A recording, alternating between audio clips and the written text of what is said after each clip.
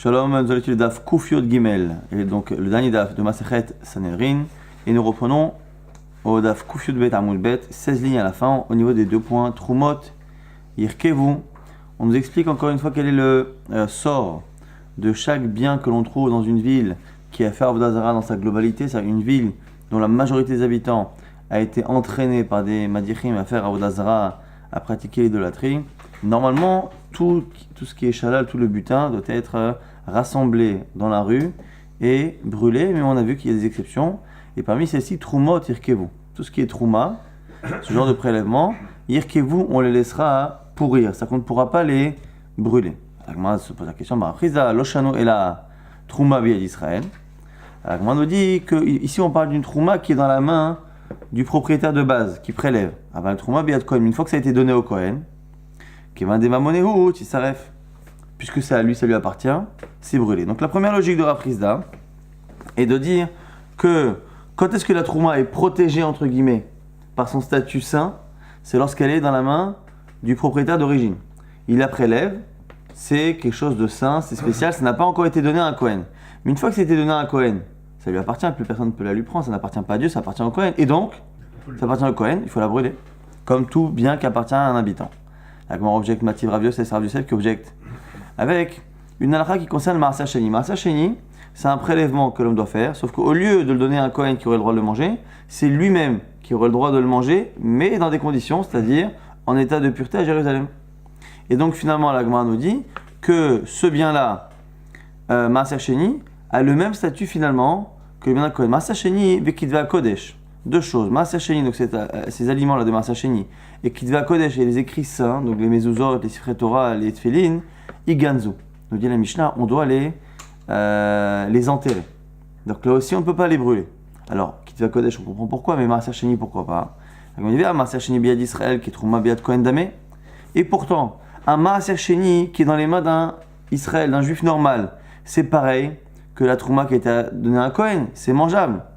Vekatane, Iganzu, on voit là-bas que on doit l'enterrer. Et donc, tu vois bien finalement que même si l'aliment, ici Maaser Sheni, ou pareil pour la Trouma, est dans la main de celui qui peut le consommer, ça ne s'appelle pas mamonné, ça ne s'appelle pas que c'est à lui à 100%. C'est possible qu'il le mange, il a le droit de le manger, mais malgré tout, parce que c'est un statut de Maaser Sheni, et donc éventuellement ici de Trouma, c'est un statut qui lui échappe. Et donc, cette sainteté fait qu'on ne peut pas le brûler, puisqu'on voit bien que pour les Maaser Sheni, on demande à l'enterrer. Donc la Gemara corrige ce qu'a dit Rav Chizda, il dit qu'on a du mal à interpréter, et la Hitma Achitma, s'il a dit quelque chose, il a dit cela. Amar Chizda Loshano et la Trouma Biad Kohen. Au contraire, quand est-ce qu'on dit justement qu'on ne peut pas les brûler, c'est quand c'est dans la main du Kohen, exactement l'inverse. Aval Trouma Biad Israël, Tinaten et Kohen Shiver Acheret. Mais par contre, si c'est dans la main du Kohen, on la donnera à un autre Kohen dans une autre ville. Et donc du coup il y a bien une distinction entre la Trouma quand elle est dans la main du propriétaire et quand elle a été donnée au Kohen, mais pas comme on l'a fait jusqu'à présent, une autre distinction. Tant que la personne a fait le prélèvement, c'est de la Trouma. Dès que c'est de la Trouma, donc une alimentation normale, il faut la brûler. Dès qu'il a prélevé la Trouma, c'est un statut Kodesh, et donc on ne va pas la brûler, mais comme ça n'appartient pas encore à un Kohen de la ville, à partir du moment où il a prélevé, ça ne lui appartient plus à lui, ça n'appartient pas encore à un Kohen de la ville, donc c'est entre les deux, on le sort de la ville et on le donne à un Kohen d'une autre ville. Par contre, s'il a prélevé, et qu'après l'avoir prélevé, il a donné à un Kohen de la ville, à ce moment-là, c'est déjà appartenant à un Kohen de la ville, mais comme c'est tout de même particulier, c'est saint, au lieu de le brûler, on va le laisser pourrir, comme on a vu pour Maaser Sheni, que l'on enterrait. Tnanatam reprend une Mishnah qui dit quoi? Aïssa shel Maaser Sheni, ptura minachala. Une pâte qui est faite avec de la farine de Maaser Sheni, ptura minachala, est dispensée de prélever la chala. Divrei Rabbi Meir, chachamim mechavim, selon chachamim, c'est chayab. Alors, maintenant, il y a Rav Chizda, machloket, et Maaser Sheni Yerushalayim. La machloket ici, elle est pour le Maaser Sheni qui est à Jérusalem. Pourquoi? Des Rabbi Meir, ça va Maaser Sheni Mamon Gavoahu. Rabbi Meir pense que le Maaser Sheni, ça appartient à Dieu, c'est l'argent du bon Dieu, Mamon Gavoa. Rabbanan, c'est vrai, Mamon Idioto. Et selon chachamim, c'est l'argent d'un particulier. Et c'est pour ça qu'on a une machloket. Est-ce que le Maaser Sheni qui est à Jérusalem appartient à Dieu ou appartient à l'homme? S'il appartient à Dieu, il n'y a pas de chala. S'il m'appartient, je dois prélever la chala. Aval Bigvoulin. Mais lorsqu'on est en dehors de Jérusalem, divrei akol, patour. Selon tout le monde, c'est patour. Pourquoi? Parce que tant que ce Maaser Sheni n'est pas à Jérusalem, il n'est pas consommable, donc il ne m'appartient pas. Et donc, la question va se poser une fois que j'ai prélevé ce Maaser Sheni, que je vais à Jérusalem pour le consommer, une fois que je rentre dans Jérusalem, on peut commencer à considérer, selon certains, qu'il est à moi. Selon ceux qui pensent qu'il est à moi, je suis Khayab. Ce sont celui qui pense que ça reste la même chose. Je peux le consommer, mais ça reste la nourriture de Dieu que j'ai le droit de consommer. Et là-dessus, justement, on objecte. Mativ Rav Yosef. Maaser Sheni vekitva kodesh iganzu. Donc en fait, la halakha qu'on a citée ici n'est pas tellement liée à ce qu'on a vu, si ce n'est qu'on va utiliser notre Mishnah pour objecter. Donc, l'Agma nous dit maintenant que Rav Yosef objecte. Maaser Sheni vekitva kodesh. Donc le Maaser Sheni et les écrits saints. Iganzu doivent être enterrés, ce qu'on a vu dans notre Mishnah. Bema Yaskinan, de quel cas parle-t-on? Il est ma Yerushalayim, si on parle qu'on est à Jérusalem, Miavai Ayranidachat. Est-ce que Jérusalem peut être une ville Anidachat? Impossible, Beatania, on a vu dans une braïta, on l'a vu il y a quelques semaines, à Sarat Varim Nemo Yerushalayim. Il y a 10 choses que l'on a dit à propos de Jérusalem, donc 10 particularités. Et on voici une. Elle ne peut pas être rendue Ayranidachat. Quoi qu'il arrive, même si la majorité, la totalité des gens de la ville font Avodah Zara avec les Médichim, toutes les conditions sont là, ça fait partie des exceptions de Jérusalem. Ve'ela, Be'ir Acheret. Donc on est obligé de dire qu'on parle d'un Maaser Sheni qui est dans une autre ville. Donc dans notre Mishnah, on a dit que le Maaser Sheni, il faut l'enterrer. Ça ne peut pas se passer à Jérusalem, ça se passe forcément à l'extérieur. Ve'askwa, alors du coup, ça appartient à une autre ville. Ve'askwa les Gava. L'Agma propose de dire que ça vient d'une autre ville, qui était El Ayranidachat. Et après, ça a été rentré à Jérusalem. L'Agma dit, mais si c'est cela, là non plus. Ha, Katuhu Mechitzot, on a un principe. C'est que les Mechitzot, les murailles de Jérusalem, protègent le bien. Donc si on a un bien qui vient d'une ville Ayranidachat, donc qui appartient à quelqu'un qui est de cette ville, et donc qui devrait être brûlé. Si ce Maaser Sheni est arrivé à Jérusalem, une fois qu'il est arrivé à Jérusalem, les murailles le protègent. Il a là, Bigvoulin, il va dire quoi? Bigvoulin, c'est à l'extérieur. Il m'a dit alors, Vekatane, Iganzu, et on a vu pourtant que Iganzu, qu'on devait enterrer. Et donc, l'Agma se pose la question pourquoi Iganzu? Parce qu'on a vu, selon la logique de Rav Chisda, que tant que le Maaser Sheni n'était pas arrivé à Jérusalem, ça n'appartient à Kadosh Baruch Hu. On a vu la logique de Rav Chisda, c'est quoi? C'est que la marloquet Rabbi Meir et Chachamim, elle n'est qu'à Jérusalem. C'est-à-dire qu'un Maaser Sheni, donc ce bien que je prélève et que j'ai le droit de manger à Jérusalem uniquement, ce Maaser Sheni qui est un prélèvement de la récolte qu'on fait sur certaines années de la Shemitah, ce prélèvement-là, tant que je suis à l'extérieur de Jérusalem, ça appartient totalement à Dieu. Totalement à Dieu, et donc du coup il n'y a pas de trala. Quand j'arrive à Jérusalem, c'est là qu'on a une discussion. Donc la gamin se pose la question.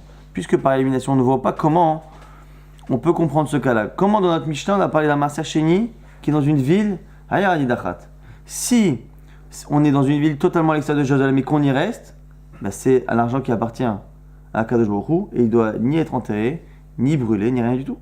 C'est un statut de quelque chose qui appartient à Kadosh Baruch Hu, de Ekdesh. Et on a vu que si c'est à Jérusalem, c'est pas possible parce qu'il n'y a pas de ville Ayranidachat pour Jérusalem.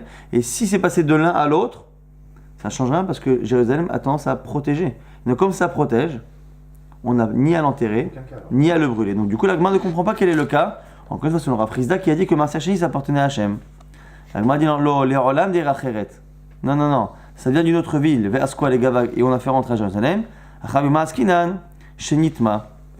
L'Agma dit c'est un cas où la nourriture est devenue impure. Et comme la nourriture est devenue impure, ça a perdu sa capacité à être protégée, donc du coup, il faudra l'enterrer. La Gemara dit, mais attends.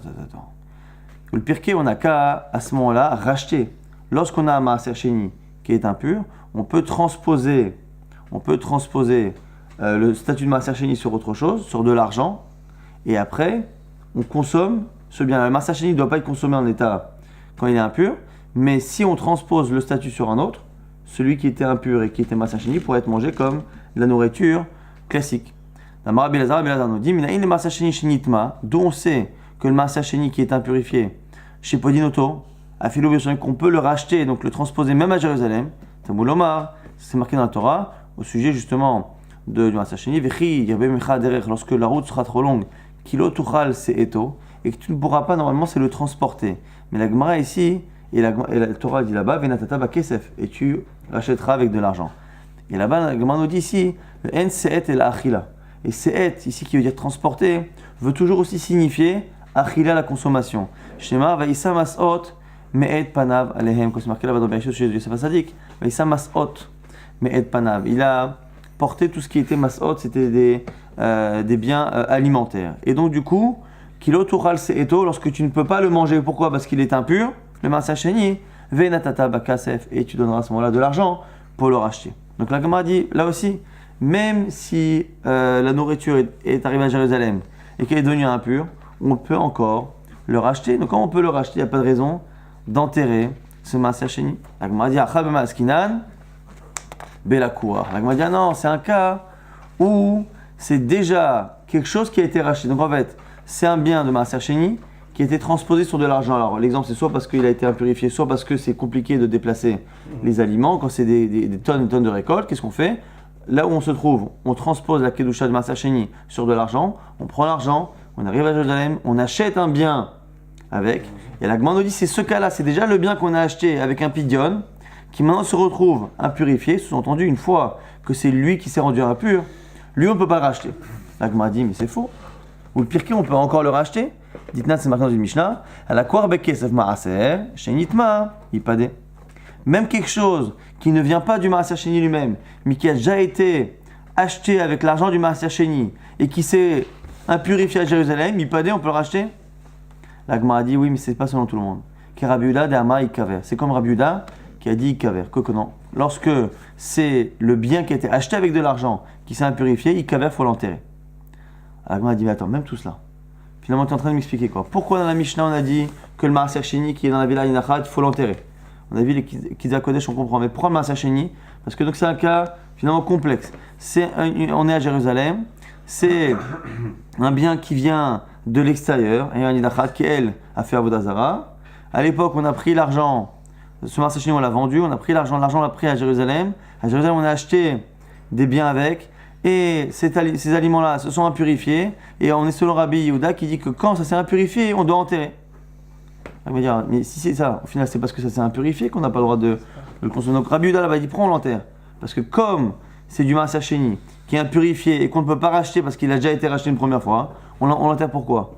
Parce que c'est impur. Maaser sheni qui est impur, qui a déjà été nivdé, et donc ça n'a rien à voir avec notre Mishnah du Ayran Idachat. Iachi la Gemara nous dit, Maïria, Ayran Idachat. Pourquoi tu me parles de la Ayran Idachat? Afilou de Almanami. Si c'est Rabbi Yehuda, c'est une logique.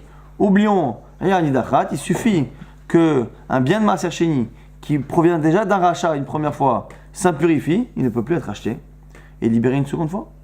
Et là, alors là, betahor. La Gemara dit non, oublions la Touma là. C'est tahor. Et quoi? C'est un cas où les murailles de Jérusalem sont tombées. Comme dit Rava, Damarava, Mechitza Lechol, de Oraita. Le fait qu'il faille des murailles à Jérusalem pour pouvoir consommer le maaser sheni, c'est une halakha de Oraita. Mais l'iklot des Rabbanan, cette halakha qu'on a cité quelques instants, que les murailles de Jérusalem protègent un bien qui par exemple vient d'une ville où tout doit être détruit. Donc le fait que ce bien soit protégé par la muraille de Jérusalem, ça c'est une invention entre guillemets des Rabbanan. Et lorsque les Chachamim ont fait cette xéra, ils l'ont fait tant que les murailles sont existantes. Lorsque les mechitzot sont là. Et donc du coup, selon Rava, c'est comme ça qu'on expliquerait, ce serait un bien qui viendrait d'une ville, qui serait arrivé à Jérusalem. Une fois qu'il arrive à Jérusalem, les mechitzot de Jérusalem ne tiennent pas.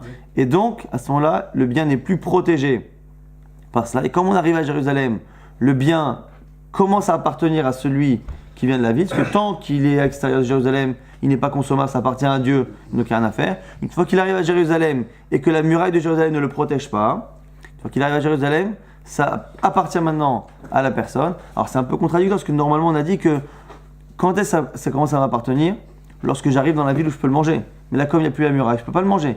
Mais en tout cas la Xéra des Chachamim n'est là qu'au moment où il y a les murailles, même si encore une fois c'est un petit paradoxe avec le fait que finalement je ne peux pas le consommer et que c'est normalement ça qui génère la propriété de la personne. En tout cas, Kitva Kodesh et Ganzo, la suite, disait que les biens qui étaient des Kitva Kodesh, donc des mezuzot, tous des parchemins avec une kedusha, devaient être enterrés. La Gemara nous dit le matnitin, Des loki Rabbi Eliezer. Notre Mishnah ne va pas comme Rabbi Eliezer. Ceux qui se souviennent, il y a quelques semaines, Rabbi Eliezer disait, Netanya, Rabbi Eliezer Omer, Kol Ayer Sheeshba, Filou Mezouza Achat, Enan Arsit Enan Yachat. Toute ville dans laquelle il y a même une seule mezouza, on ne peut pas la détruire comme une ville. Ayer Yedachat. Chez les marques, comme c'est marqué, Vesarav Tabaesh, tu brûleras par le feu, et Ayer la ville, Ve'et Kol Shelala, Kalil, tu brûleras tout le shalal, tout le butin de la ville, tout. Ça inclut. Non, normalement même les mezuzot. Or, on ne peut pas brûler les mezuzot. Pourquoi? Vechadeka mezuzah, alors efshal, lorsqu'il mezuzah, on ne peut pas parce que c'est marqué lota asunken. Hashem elokechem, on a un principe. Là où la Torah dit que tout ce qui est avodah zara, batem et shema, tu détruiras, tu détruiras le nom, vesarav tabaesh, tu brûleras. À chaque fois que c'est marqué là-bas, tu feras, c'est marqué après lota asunken. Hashem elokechem. Toutes ces misotes positives de destruction de la avodah zara existent en mitzvah négative par rapport à tout ce qui est lié à Dieu. Et donc, on n'a pas le droit de le faire. C'est Rabbi Eliezer qui disait que de là, on voit que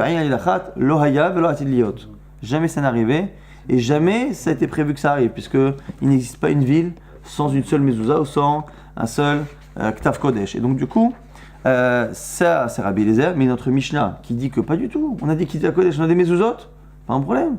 On les met, on les enterre, de telle sorte à ce qu'on s'en débarrasse sans devoir transgresser l'Otarasunken. La Shem Lokechem. La Gemara nous dit, Rabbi Shimon Omer, Amar Kadosh Baruch Hu, donc ça c'est la suite de la Mishnah, qui rapportait une marloquette justement par rapport à cette ville. Ayan Yidachat, c'est marqué dans la Torah, Vehaita tel olam, lotibane od. Cette ville-là sera un tel, restera une sorte de monticule, quoi, il ne restera rien. Lotibane od, elle ne sera plus construite. Et là ici, la Gemara va rapporter une marloquette. Pourquoi? La question c'est, est-ce qu'on ne doit plus reconstruire une ville telle qu'elle était? Mais on peut reconstruire d'autres choses, des champs, des vergers. C'était une ville, l'exemple, c'était Yericho. Est-ce qu'on peut reconstruire autre chose ou est-ce qu'on ne peut rien reconstruire? Et en fait, la marloquette, elle est liée aussi au sens du verset. Est-ce que le début du verset, Vaïta tel olam, ce sera tel olam? À jamais, ce sera un tel, ce sera un monticule, ce sera rien. Si je m'arrête à cela, je me dis, je ne peux rien reconstruire. Mais après, quand c'est marqué Lotib Banerod, elle ne sera plus construite. J'ai l'impression que c'est ce qui était qui ne doit plus être, mais qu'autre chose, je pourrais le faire un stade de foot, faire je ne sais quoi, on pourrait le faire. Si c'est pas une destruction. Leima l'agma nous dit, bide Rabbi Avin, vers Rabbi La'a kamiflagé. L'agma propose de dire que c'est peut-être lié à la marloquette Rabbi Avin et Rabbi La'a. Pourquoi? La Rabbi Avin, la Rabbi La'a, car Rabbi Avin disait au nom de Rabbi La'a, Kol makom shatamotse, klal ba'ase, ou prat belo ta'ase, en daninoto bichlal ou prat. Non, un principe klal ou prat, c'est quand la Torah dit quelque chose de général et qu'après elle dit quelque chose de précis. Je donne un exemple comme ça. Lorsque tu prendras un animal et après on donne l'exemple, une vache, on a un principe de klal prat. Normalement, on tient compte du prat. C'est-à-dire que la phrase générale est une introduction, mais en réalité, c'est que la partie précise qui nous importe.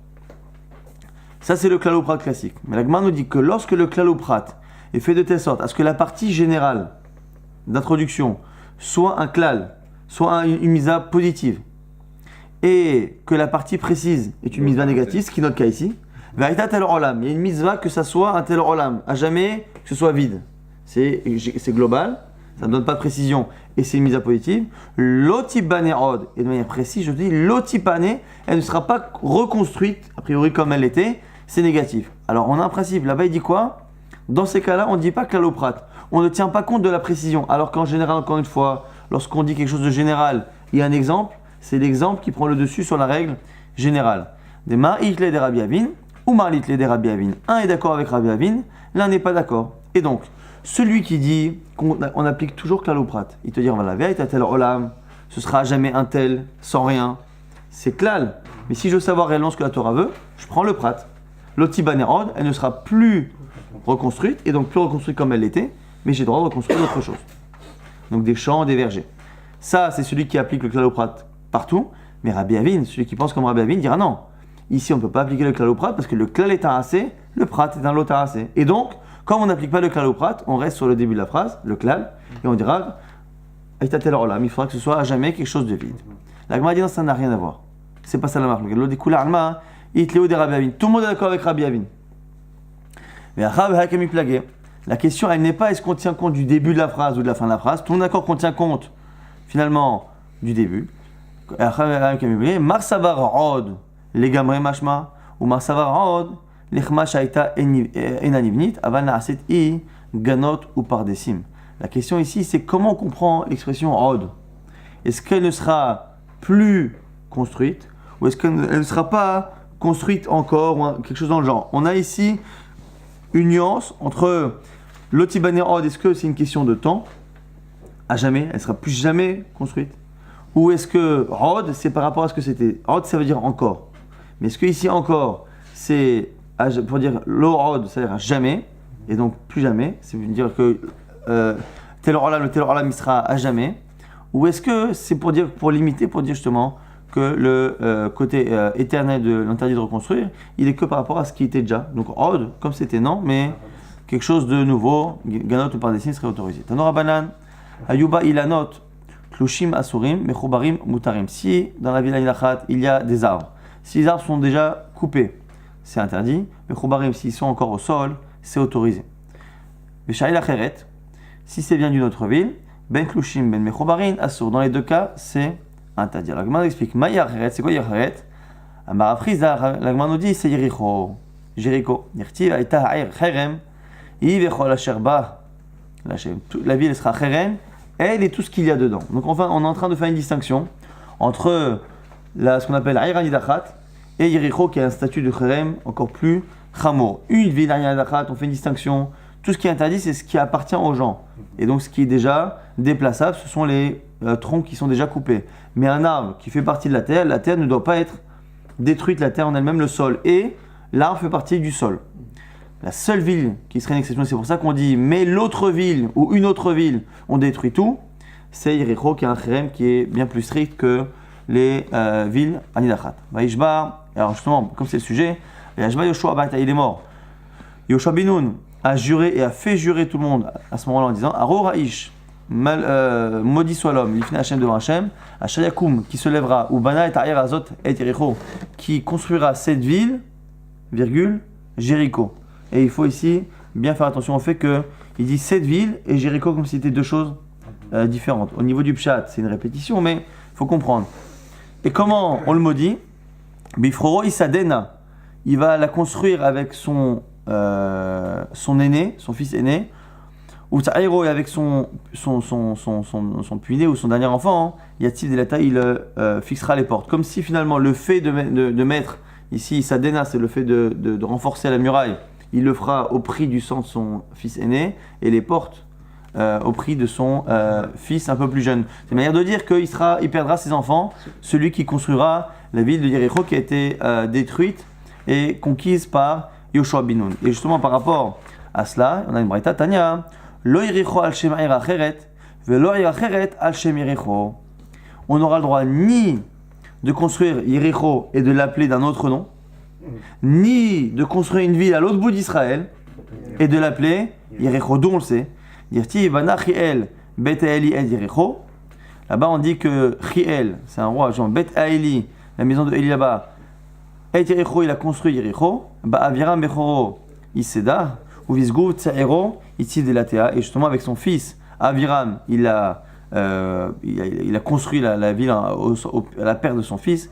Ou Bisgouv Tsaïro avec son fils Ségouv qui était le plus jeune, Itzil Delatea, pareil. Donc il a eu exactement la malédiction. Et là-bas on apprend que c'était pas la ville de Yericho qu'il a construite, mais une autre ville qu'il a appelée ainsi.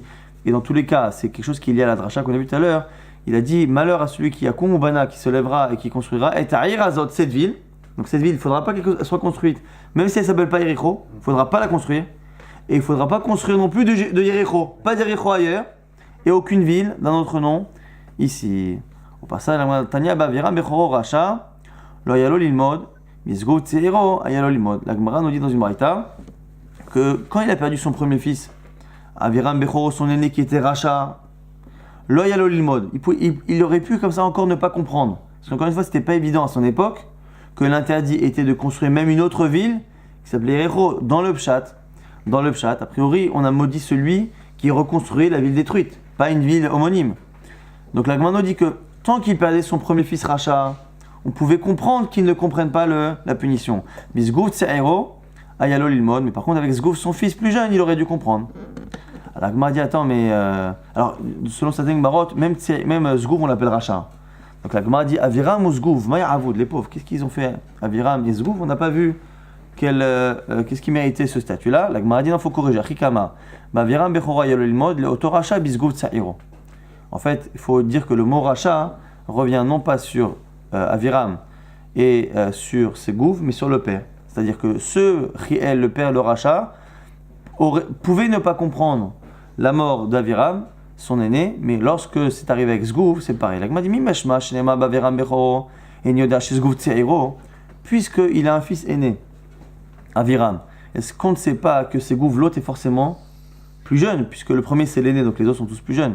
Alors pourquoi avoir précisé Ségouv le plus jeune? Mais la Med, qu'il a perdu tous les enfants entre l'un et l'autre. Et que Ségouv c'était finalement le Benjamin de la famille et qu'il a perdu du premier au dernier. Parce qu'il a reconstruit une ville qui s'appelait du nom de Jéricho, que c'était une manière finalement de laisser un souvenir. Jéricho ne devait pas rester dans le souvenir, ni physiquement à l'endroit avec un autre nom, ni ailleurs avec le même nom. Oui. Donc la Gemara maintenant nous explique une histoire justement qu'il y a ça. Achav, le roi d'Israël, Shushbine Hava, il était proche de Riel, celui qui a reconstruit Yericho. Ata'ihu, Veliaou le Mishal, Bishlama, Betmaya, il est venu rendre visite dans la maison de deuil à justement Riel qui avait perdu au moins ses deux fils. Selon le dernier avis, on a vu tous ses fils. Yativ et Kama, Dilma Kimelat Yoshua.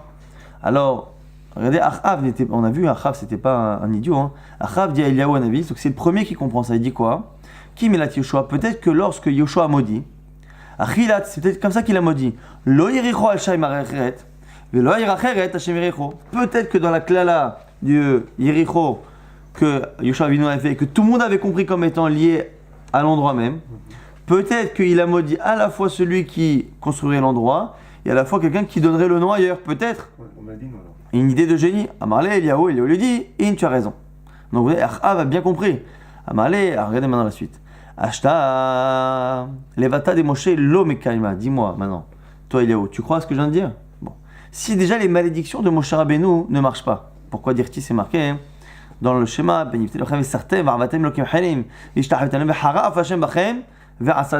schéma, on dit que si vous écartez du chemin et que vous servez d'autres dieux, la colère d'Hachem va se lever.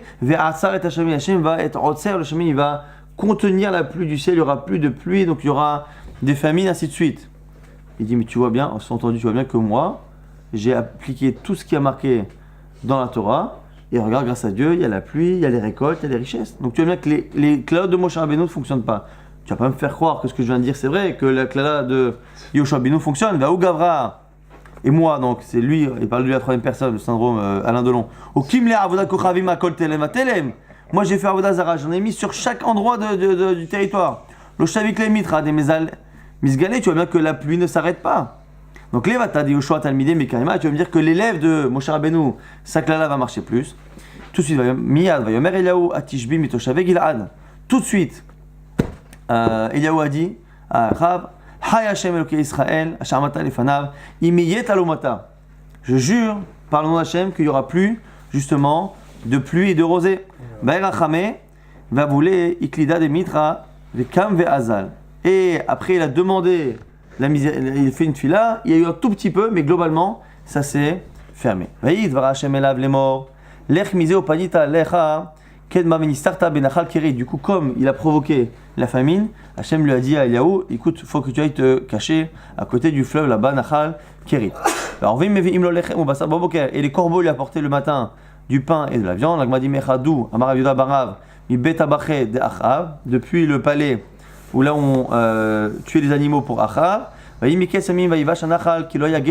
moment donné, comme il n'y avait plus de pluie, même le fleuve s'est asséché.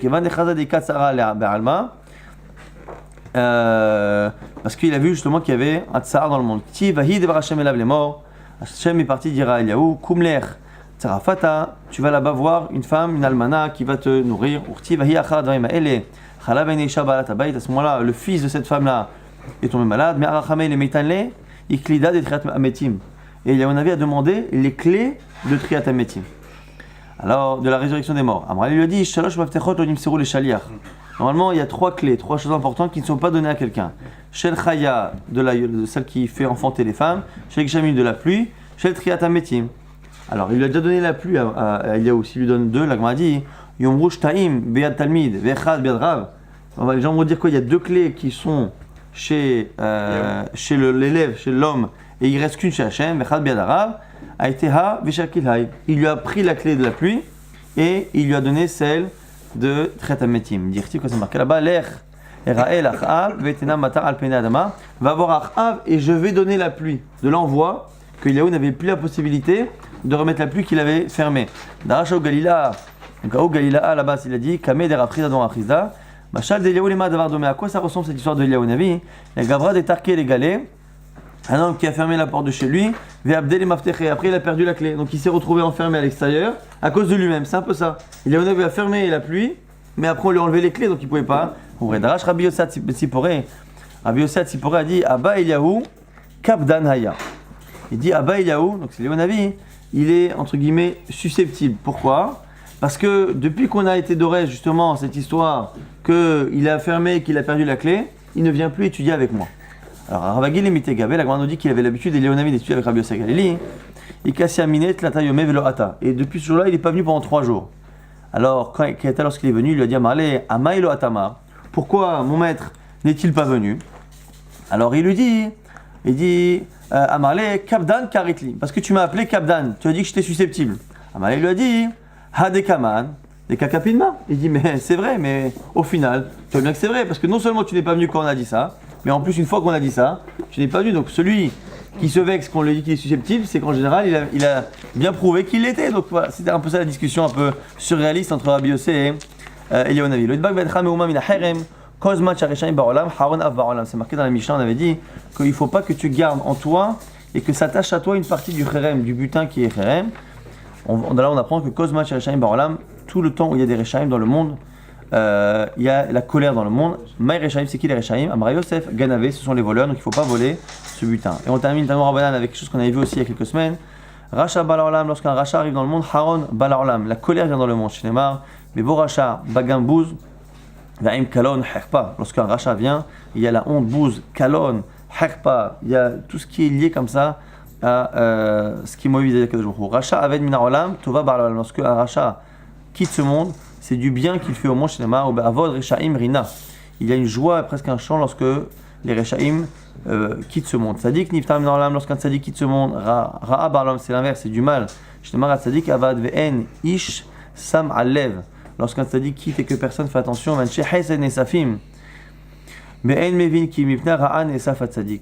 verset de la Vatamine dit que c'est à cause du mal que le tzaddik part. C'est un mal que le tzaddik part. Tzaddik balarlam, lorsqu'un tzaddik arrive, tova balarlam, c'est au contraire un bien qui arrive dans le monde chez les Neymar, comme c'est marqué pour Noach. Les morts, on l'a appelé Noach, et tout de suite, c'est lui qui va nous conforter, nous consoler de nos actions et du mal que l'on fait. On a terminé ce périple de Kol Israël et Shelem Hamlama, ou les Kala, on a terminé Baruch Hashem, Masechet Sanhedrin, et quelques mots de la Masechet suivante, Masechet Makot, que nous commencerons si Dieu veut demain. La première Mishnah de Masechet Makot, on parle dans Masechet Makot de Adim Zomemim, donc des témoins qui ont accusé à tort quelqu'un et à qui normalement on devrait appliquer la chose qu'ils ont cherché à faire appliquer à la personne qu'ils ont accusée de manière mensongère. Simplement, lorsque la Mishnah commence en disant Ketsad Adim Nasi Zomemim, comment des témoins deviennent Zomemim, au lieu de citer le cas qui fonctionne, on ne cite que les cas où ça ne fonctionne pas. Donc, énorme. Comment c'est quoi? Anobeish Ploni, Sheu Ben Grusha Ben Chalutza, ou Hayav Galout, c'est-à-dire qu'il témoigne sur quelqu'un que c'est pas un vrai Kohen. Mais on ne peut pas lui appliquer la même chose, parce qu'ils ne sont pas tous Kohen, les Adim. Ou pareil, lui faire Galout. Galout, c'est pour celui qui a tué par inadvertance. On ne peut pas appliquer Galout à quelqu'un qui a simplement voulu le faire. Donc, sur les exceptions, on appliquera Malkout. On donnera les 39 coups parce qu'ils ont transgressé un interdit de la Torah de faire un faux témoignage face à quelqu'un, mais on ne pourra pas transposer et transposer la sanction qui est typique à un meurtrier ou typique à un Kohen. On ne peut pas la transposer à Sa'adim Zomemim.